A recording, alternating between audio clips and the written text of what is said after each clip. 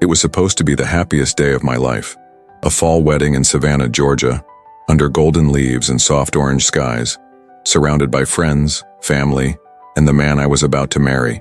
Instead, it turned into a storm of betrayal, buried secrets, and poetic justice. My name is Emily, and I'm a botanical illustrator by profession. Not exactly a flashy job, but one I love. I met Liam, my now husband, during a nature workshop in Asheville 3 years ago. He was the volunteer coordinator, and I had been hired to design the promotional materials. From our first conversation about the symbolism of southern wildflowers, we clicked. We built something strong and slow. Nothing rushed, nothing forced. Our families approved, and even though I'd had some rough patches in the past, particularly related to anxiety and a breakdown I had in my early 20s, I was doing better than I ever thought I would. Liam knew all about it. In fact, one of the things that drew us closer was how safe I felt opening up to him. The issue, of course, was my sister Chloe. She's 2 years younger than me, always been the life of the party, the cheer captain, the girl who seemed born for the spotlight. We've had a rocky relationship ever since high school. Growing up, she got the attention, and I got the, "you should smile more." We drifted during college, only staying in touch for holidays and the occasional birthday call. But when I got engaged, she reached out with this bright, sparkly tone. "I have to be your maid of honor." I hesitated, but said yes, thinking maybe this was her way of rebuilding our bond. Big mistake. The months leading up to the wedding were filled with minor tensions. She criticized the venue. "It's kinda rustic, don't you want something nicer?" Rolled her eyes at my flower choices. "Too simple," and even commented on my dress during a fitting. "You sure you don't want something more flattering?" But I brushed it off. That's just Chloe, right? Always dramatic, always real, always inserting herself into moments that weren't hers. Still, a part of me hoped she had changed. She was in therapy too, as far as I knew, and had supposedly grown from her days of reckless dating, impulsive partying, and the time she got kicked off a cruise for starting drama, as she put it. Then came the wedding day. The ceremony went beautifully. The leaves fell like confetti. Liam cried when he saw me walk down the aisle, and everything felt like it belonged in a storybook. During the cocktail hour, guests buzzed with joy, champagne flutes in hand, compliments floating like music. I let myself breathe. That didn't last long. When it came time for the toasts, Chloe stood up in her sleek emerald dress and raised her glass. She began with the typical jokes. Emily used to make me play wedding with our Barbie dolls, but I was always the groom. Harmless. Then she shared a funny anecdote about us dancing in the kitchen when we were kids. People laughed, I even smiled. But then, she pivoted. "You know, it hasn't always been easy for Em," she said, her tone suddenly shifting. "She's really had to overcome a lot. Anxiety, panic attacks, those intense therapy retreats she used to go on." My heart stopped. She wasn't just implying, she was laying it out. I saw Liam turn his head sharply toward her. My father looked confused. My aunt dropped her fork. Chloe went on, describing how strong I was to pick myself up after that awful breakdown in 2018, and those months when she didn't leave the house. The worst part? She ended it with a twisted little smirk. But look at her now, practically normal. I felt the blood drain from my face. She'd gone through my private history, stuff only someone with access to my journals or therapy notes would know. I had no doubt anymore. Last Christmas, I'd left my old laptop with her while visiting home. I'd thought nothing of it, but that laptop had everything. Old PDFs of therapist letters, my journaling app, audio files from counseling sessions, all there. And now so was Chloe, standing at the head table, toasting my trauma like it was some quirky anecdote. But what Chloe didn't know, and what I had hoped never to use, was that I had something on her too. Something she never thought I'd seen. Something even worse. I sat there frozen, but my mind was racing. She had crossed a line so personal, so unforgivable, that I wasn't sure whether to cry, scream, or bolt. Around me, the wedding guests murmured awkwardly, clearly unsure if what they'd just heard was supposed to be inspirational or insulting. Liam squeezed my hand under the table, whispering, "Do you want me to say something?" But I shook my head. Not yet. Because while Chloe thought she had the upper hand, the mic, the stage, the audacity, what she didn't know was that 6 months ago, while helping my mom clean out Chloe's apartment after her brief stay in a psychiatric care center, I had accidentally found a folder. It wasn't labeled, but curiosity got the better of me. Inside were medical receipts, psychological evaluations, and detailed notes from her therapist, apparently forgotten during her move. I'd never told anyone. Honestly, I hadn't even read most of it. I just filed the discovery away, stunned by how similar some of her struggles were to mine. I didn't use it. I didn't even think about it. Until now. She wrapped up her toast with a forced laugh and a sip of champagne. "To Emily and Liam," she chirped. A few people clapped, mostly out of politeness or confusion. I stood slowly, as if pushed by something greater than myself. "Thank you, Chloe," I said, my voice louder than I'd expected. She turned to me, smug and smiling. "What a raw and vulnerable speech. So brave of you to share so much about me." Some guests chuckled awkwardly, sensing the tension. Chloe's grin wavered. I took the mic from the DJ's stand. "You know, Chloe reminded me of something important. The past doesn't define us, but if we're talking about healing and growth, it would be unfair of me not to acknowledge how far she's come too." I smiled sweetly, my voice syrupy. "After all, wasn't it just a year ago that you spent 3 weeks in intensive therapy at Brookside Behavioral Clinic? Oh, and that interesting diagnosis? What was it again? Intermittent explosive disorder, combined with extreme narcissistic tendencies. Or wait, was it the attachment trauma from your ex-fiancé cheating on you with your best friend while you were on lithium?" Gasps rippled through the room like a wave. Chloe's face turned a shade of red I hadn't seen since she got a spray tan disaster before prom. "Emily, stop," she hissed, stepping forward. No, I replied calmly. "You were just celebrating my recovery journey. I thought I'd do the same. We've both had our dark moments, haven't we? Like when you went to Miami for that yoga retreat and ended up in a detox center, or when you had that breakdown in front of your supervisor at that corporate internship in Chicago and got escorted out by security. But look at you now, practically normal too." The crowd was silent. Then someone near the back coughed. Someone else whispered, "What is happening?" "I never told anyone those things," Chloe muttered, her voice shaky.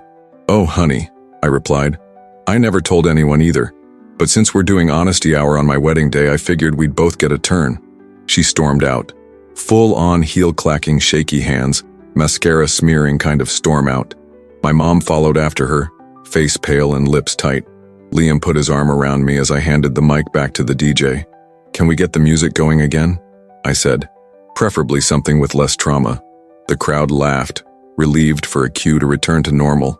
And just like that, the DJ hit play on some upbeat jazz fusion track and people moved toward the dance floor as if the past 5 minutes had been a collective hallucination. Later, guests came up to me, some hesitant, some sympathetic. A few even admitted they never liked Chloe's tone during the toast. One older guest from Liam's side clapped me on the shoulder and said, "Hell of a backbone you got there, kid." But it was Georgia, Chloe's old college roommate, who pulled me aside near the dessert table.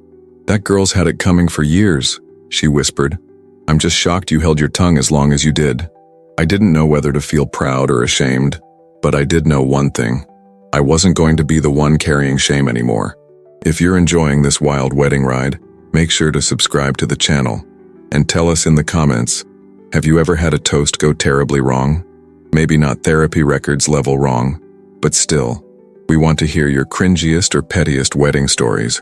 The juicier the better, and we read everything. The reception carried on as if nothing had happened, at least on the surface. But beneath the chatter and clinking glasses, there was an unmistakable buzz. Whispers, glances, speculation. I knew that my little counter toast would be the talk of every group chat for months to come. Still, I didn't regret it. Not for 1 second. Liam and I took to the dance floor for our first dance, and for a few minutes I let myself dissolve into the moment. His arms around me, our song playing, the warm lights flickering above like fireflies. For those brief minutes, it was just us again. No drama, no Chloe, no therapy files or bitter history. Just two people in love, moving in rhythm under a canopy of amber string lights. But it didn't last long. After the song ended, Liam's cousin pulled him away for pictures, and I found myself alone near the bar. That's when my mom appeared. Her eyes were swollen, not from crying, just from holding something in. She didn't say anything at first, just stood beside me and stared at the buffet table as if it had answers. "I know what she did was wrong," she said finally, her voice low. But did you have to go so far? I took a breath, trying to stay grounded. Mom, she violated me in front of all our friends and Liam's family. She mocked my trauma on my wedding day. She nodded slowly. I know. I'm not defending her. It's just, you two used to be close. I almost laughed. When? When she used to lock me in the attic during hide and seek and forget to tell me the game was over. Or when she told my 8th grade crush that I wrote poems about him and photocopied them for the whole class. Mom blinked, caught off guard. I didn't know that. Exactly, I said. You never really saw it. You never saw how mean she could be. But I did. And I lived with it. I let it slide. Until today. She didn't have a comeback. Just stood there in silence, looking smaller than usual. Then she reached into her purse, pulled out a small envelope and handed it to me. She wrote this. Said it was in case she chickened out before giving her speech. Maybe read it later. I slipped it into my clutch without opening it. Thanks. Later that night, back in our honeymoon suite at a cozy inn just outside Savannah, I sat on the edge of the bed while Liam brushed his teeth and finally opened the envelope. The letter was handwritten in Chloe's looping script. Emily, I know I've hurt you over the years, more times than I can count. I've been jealous of you. Your calmness, your sense of purpose, your ability to make people feel safe. I always felt like I had to fight for attention. So I made myself loud, dramatic, over the top. And when you got engaged to someone like Liam, kind, stable, loving, it was like the universe confirmed what I always feared, that you were better than me. I didn't know how to handle that, so I lashed out. And if you're reading this after I gave my speech, then I probably ruined it again. I'm sorry. I don't expect forgiveness. Just wanted you to know it wasn't really about you. It was about everything I wish I was, and everything you've always been. I sat there for a long time, the paper trembling in my hands. There was so much rage in me, but also something else now. A soft, aching sadness, maybe even pity. She had always seemed like the bold one. But in truth, Chloe had been building her identity on a house of cards made of jealousy and insecurity. Liam came out of the bathroom and saw the look on my face. You okay? I nodded. Just tired, emotionally wrecked. But okay. He sat beside me, took the letter from my hand, read it silently, then placed it back in the envelope. She'll never change, you know, he said gently. Even if she means well. She's still Chloe. Yeah, I said, curling into his shoulder. But maybe I don't need her to change. Maybe I just need distance. That night I dreamed of being on a quiet trail, surrounded by wildflowers. Chloe was behind me, yelling something I couldn't hear.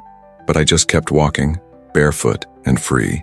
3 weeks later, Liam and I returned from our honeymoon in Banff, Alberta, where we spent our days hiking icy trails and our nights drinking hot cider by the fireplace. No internet, no notifications, no drama, just nature, laughter, and quiet healing. It was exactly what we needed. When we got back to Georgia, we had a dozen voicemail messages waiting. Most were from guests telling us how beautiful the wedding had been. One was from my aunt asking if Chloe was okay. Another, unexpectedly, was from Chloe herself. She didn't say much, just that she was sorry, again, and that she'd started a new round of therapy, this time with someone new. Her voice sounded tired, defeated.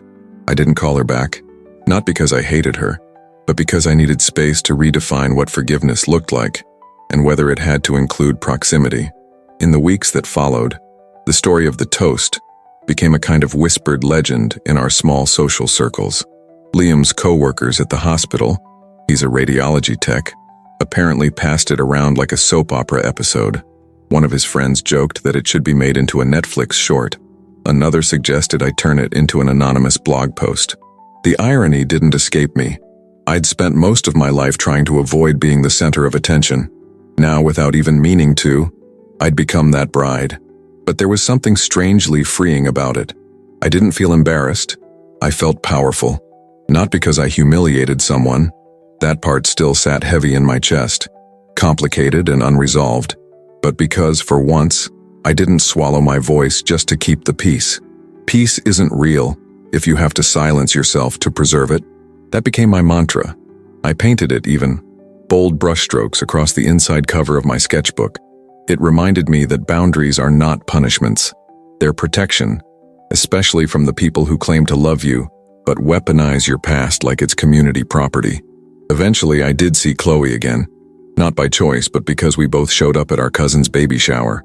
She approached me with cautious eyes, her makeup softer than usual, her hair tucked in a low ponytail like she didn't want to take up too much space. "Hey," she said. "Hey," I replied. We didn't hug, didn't cry, just stood there for a moment in mutual understanding that we weren't going to fix everything in one afternoon over pink cupcakes and diaper cakes. But we had survived each other, and sometimes that's enough. That was 4 months ago. We text now and then, birthday memes, pet photos, surface-level stuff. It's a start or maybe just a manageable peace treaty. I don't know if we'll ever be close again. And honestly, that's okay. I don't need a picture-perfect sister relationship. I just need truth, respect, space to grow. As for the wedding, people still bring it up, especially when they want to ask how it really felt to be the bride in the most chaotic toast of the season. I tell them the truth. It felt like freedom. Because the version of me that stood up that night, the version that defended herself without flinching, is the same one who built a life she loves.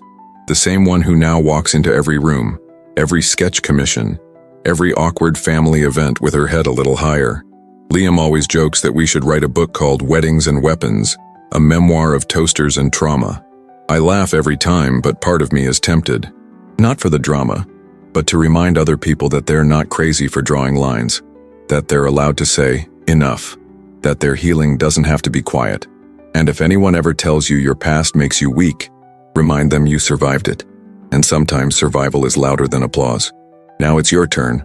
Have you ever experienced a wild moment at a wedding? A speech gone wrong? A secret revealed? Drop your story in the comments. We love hearing from you, and maybe, just maybe, your story could be featured in a future video. And don't forget to subscribe to the channel if you enjoy these dramatic, emotional, true stories. We've got plenty more coming your way. See you in the next one.